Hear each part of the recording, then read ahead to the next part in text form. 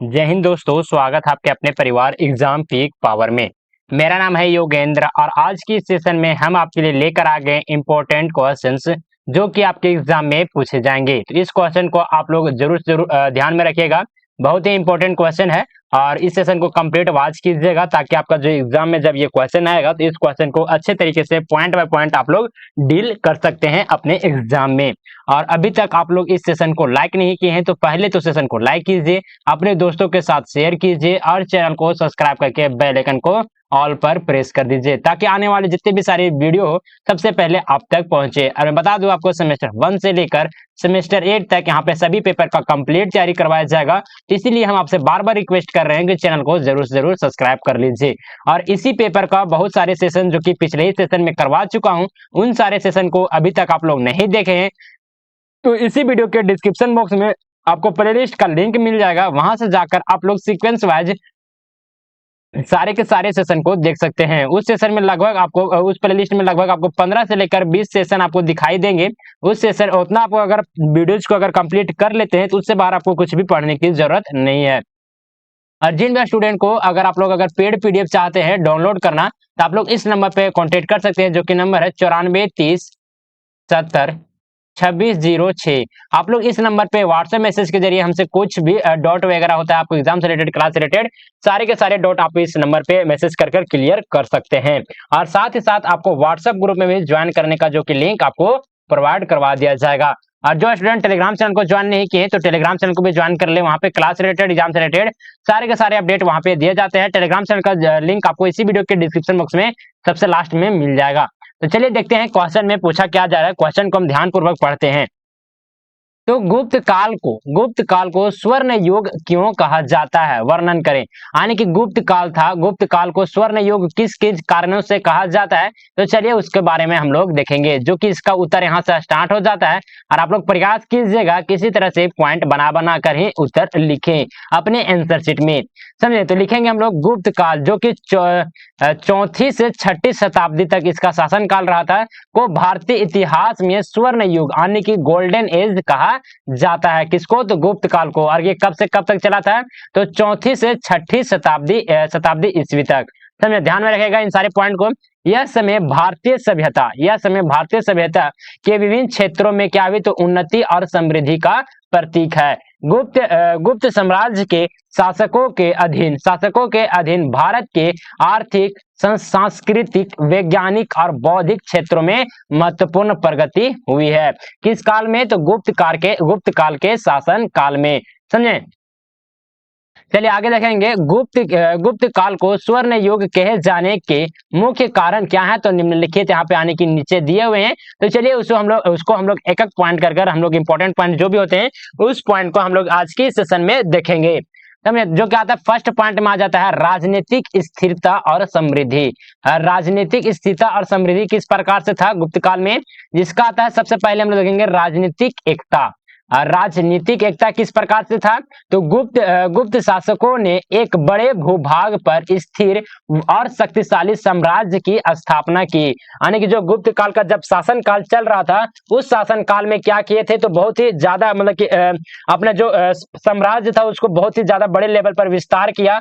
विस्तार करने के साथ साथ वहां पे टिके भी रहे, यानी कि अपनी शक्तिशाली को कहां पे वहां पे मतलब शक्तिशाली साम्राज्य की स्थापना की। मतलब कहने का मतलब है ना कुछ भूभाग पर बहुत ही लंबे समय तक वहां पे स्टेबल रहे, वहां पे स्थिर रहे, समझे ना। और शक्तिशाली साम्राज्य की स्थापना की कौन? तो गुप्त शासकों ने।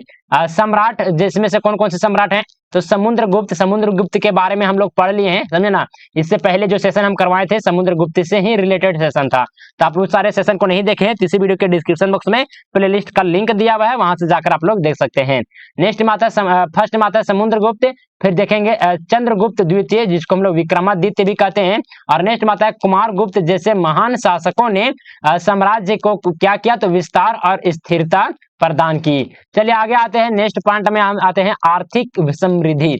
आर्थिक समृद्धि किस प्रकार से हुआ था तो गुप्त काल में कृषि, व्यापार, उद्योग का व्यापक विकास हुआ और व्यापार मार्गों की सुरक्षा और स्थिरता ने व्यापार को प्रोत्साहित किया जिससे आर्थिक समृद्धि भी बढ़ी थी। चलिए आगे आते हैं नेक्स्ट पॉइंट आता है पॉइंट नंबर 2 में हम लोग देखेंगे कला और वास्तुकला।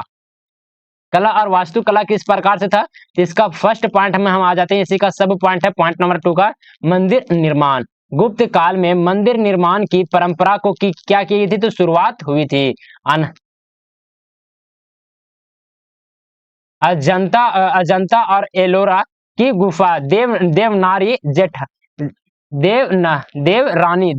जेठानी मंदिर और कई अन्य महत्वपूर्ण मंदिर का निर्माण करवाया गया किसके शासन काल में, तो गुप्त काल के शासन काल में। चलिए आगे आते हैं, अगले पॉइंट में आते हैं मूर्ति कला।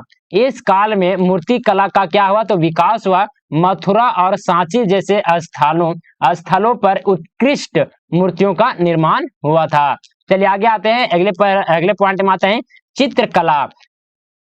अजंता की गुफाओं में उत्कृष्ट चित्रकला के उदाहरण मिलते हैं, जो इस काल की समृद्ध कला और परंपरा को क्या करती है, तो दर्शाती है। एक सेकेंड,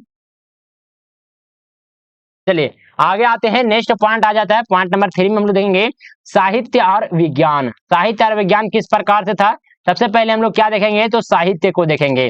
कालिदास, भास और विष्णु शर्मा जैसे महान कवि और नाटककार इस काल में हुए। कालिदास के शाकुंतलम और मेघदूतम जैसे काव्य और नाटकों ने साहित्य को समृद्ध किया। चलिए आगे आते हैं, नेक्स्ट पॉइंट में आते हैं। इस पॉइंट में हम लोग को देखेंगे विज्ञान और गणित। विज्ञान और गणित क्या है, तो आर्यभट्ट और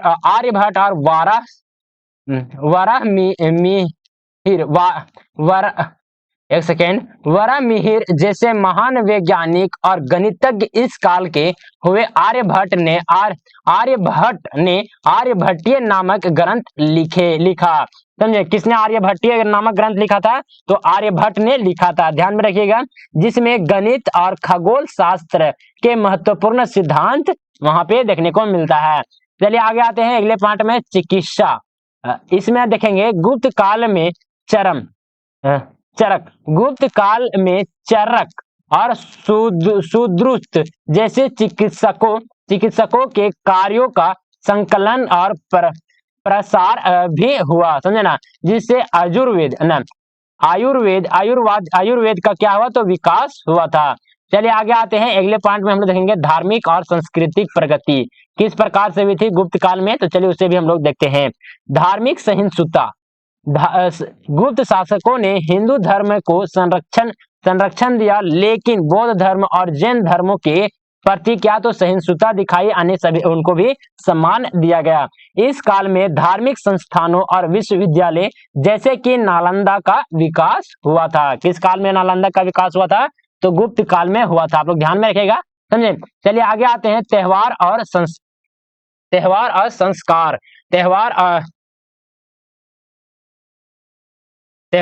संस्कार। इसमें हम लोग देखेंगे गुप्त काल के विभिन्न त्योहारों और धार्मिक संस्कारों का आयोजन किया जाता था, जिससे सामाजिक सांस्कृतिक एकता को क्या मिला, तो बढ़ावा मिला। चलिए आगे आते हैं, अगले पॉइंट में हम लोग देखेंगे प्रशासन और न्याय व्यवस्था।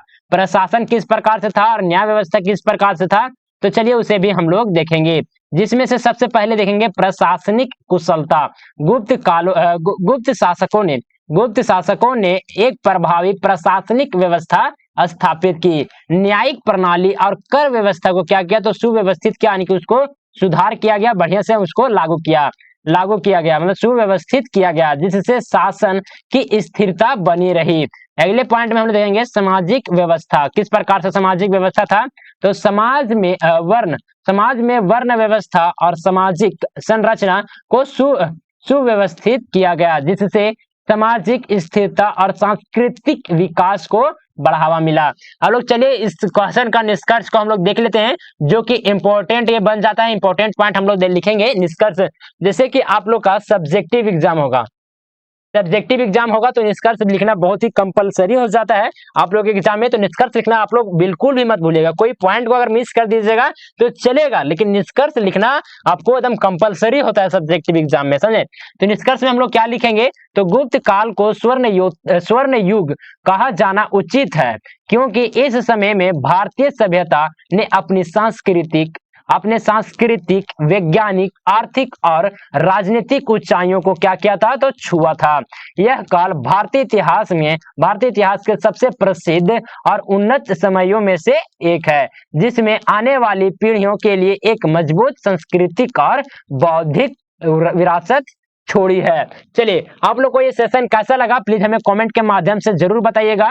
और इसी तरह से देखिए यहाँ पे बहुत सारे इंपॉर्टेंट क्वेश्चन का जो कि पीडीएफ यहाँ पे तैयार कर लिया गया है। इन सारे क्वेश्चन को अगर आप लोग सीक्वेंस वाइज देखना चाहते हैं, समझे, तो आपको इसी वीडियो के डिस्क्रिप्शन बॉक्स में प्लेलिस्ट का लिंक मिल जाएगा। और इससे पहले भी बहुत सारे सेशन जो कि अपलोड कर दिया गया है, उन सारे सेशन और इसके बाद जो भी सेशन आएंगे सारे का सारा सीक्वेंस वाइज आपको यहाँ पे प्रोवाइड करवा दिया जा रहा है प्लेलिस्ट के माध्यम से। तो प्लेलिस्ट का लिंक आपको इसी वीडियो के डिस्क्रिप्शन बॉक्स में मिल जाएगा, वहां से जाकर सीक्वेंस वाइज देख सकते हैं। अगर आप लोग एग्जाम से पहले जितना भी वीडियो अपलोड हो जाता है प्लेलिस्ट में और उतना अगर कंप्लीट वॉच कर लेते हैं तो उससे बाहर आपका एक भी क्वेश्चन एग्जाम में नहीं देखने को मिलेगा। तो आप लोग कंप्लीट वॉच करने का प्रयास कीजिएगा, समझे। और सेशन को अभी तक आप लोग लाइक नहीं किए हैं, सेशन को अभी तक आप लोग लाइक नहीं किए हैं, तो पहले तो सेशन को लाइक कीजिए, अपने दोस्तों के साथ ज्यादा से ज्यादा शेयर कीजिए, क्लासमेट के साथ, और चैनल को सब्सक्राइब करके बेल आइकन को ऑल पर प्रेस कर दीजिए, ताकि आने वाले जितने भी सारे वीडियोज हो सबसे पहले आपको नोटिफिकेशन के माध्यम से मिल सके। और मैं बता दूं, आपको सेमेस्टर 1 से लेकर सेमेस्टर 8 तक यहाँ पे कंप्लीट तैयारी करवाया जाएगा। जैसे कि आप लोग सेमेस्टर 3 में है, इसके बाद आप लोग सेमेस्टर 4 में जाइएगा, सेमेस्टर 5 में जाइएगा, सेमेस्टर 6 में जाइएगा, सेमेस्टर 7 में जाइएगा, सेमेस्टर 8 में जाइएगा। मतलब कि आप लोग के साथ हम सेमेस्टर 8 तक रहेंगे साथ में। तो आप लोग, इसलिए हम आप लोग से बार बार रिक्वेस्ट कर रहे हैं कि चैनल को जरूर से जरूर सब्सक्राइब कर लीजिए। और जिन भी स्टूडेंट को पेड पीडीएफ अगर परचेज करना चाहते हैं तो आप लोग इस नंबर पे कांटेक्ट कर सकते हैं, जो कि नंबर है 94 30 77 2606। आप लोग इस नंबर पे व्हाट्सएप मैसेज के जरिए हमसे कांटेक्ट कर सकते हैं। कोई भी पेपर में कुछ भी डाउट होता है तो आप लोग इस नंबर पे मैसेज कर सकते हैं। और साथ ही साथ आपको व्हाट्सएप ग्रुप में भी ज्वाइन करने का लिंक आपको भेज दिया जाएगा, ताकि फ्यूचर में अगर कोई भी डाउट होता है तो आप लोग हमसे साझा कर सकते हैं, समझे। और साथ ही साथ आप लोग टेलीग्राम चैनल को भी ज्वाइन कर लीजिए। इसी वीडियो के डिस्क्रिप्शन बॉक्स में टेलीग्राम चैनल का लिंक भी दिया हुआ है। वहां पे क्लास से रिलेटेड एग्जाम से रिलेटेड सारे के सारे अपडेट आपको सबसे पहले दिए जाते हैं टेलीग्राम चैनल पे। तो टेलीग्राम चैनल को ज्वाइन कीजिए। इसी वीडियो के डिस्क्रिप्शन बॉक्स में सबसे लास्ट में टेलीग्राम चैनल का लिंक भी मिल जाएगा। और साथ ही साथ आपको जो नंबर स्क्रीन पर दिख रहा होगा, ये नंबर भी वहां पे मिल जाएगा, तो वहां से आप लोग नोट कर सकते हैं। तो चलिए सेशन को यहीं पे एंड अप करते हैं, मिलते हैं आप लोग से एक नए सेशन में। तब तक के लिए जय हिंद, वंदे मातरम।